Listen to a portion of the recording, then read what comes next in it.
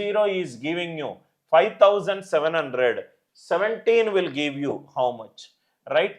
Ante 1140 into question mark is equivalent to 17 into 5700.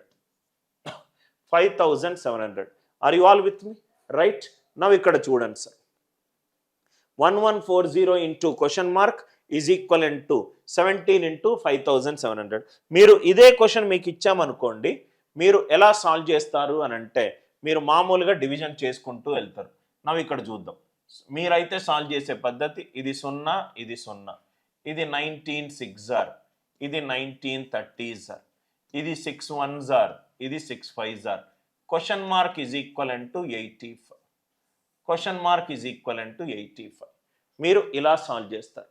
Question mark is equivalent to 85. నేనేమంటున్నా అంటే 1140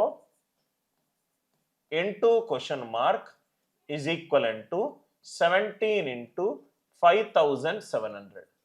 ఇది 17 తోటి divide అవుతుంది. ఇది 17 తోటి అవ్వట్లేదు. ఇది ఖచ్చితంగా 17 తోటి డివైడ్ అవ్వాలి. ఆల్ ఆప్షన్స్ 17 తో డివైడ్ అయింది పెట్టాను. అది కూడా మీకు ఉండొచ్చు. 68 కావచ్చు, 102 కావచ్చు, 85 కావచ్చు, 119 కావచ్చు. రైట్. దాని తర్వాత ఈ 3 తప్పులు. 85 కరెక్ట్.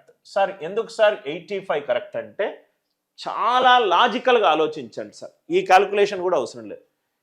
దీంట్లో ఏమో 2 సున్నాలు ఉన్నాయి, దీంట్లో ఏమో 1 సున్నా ఉన్నది.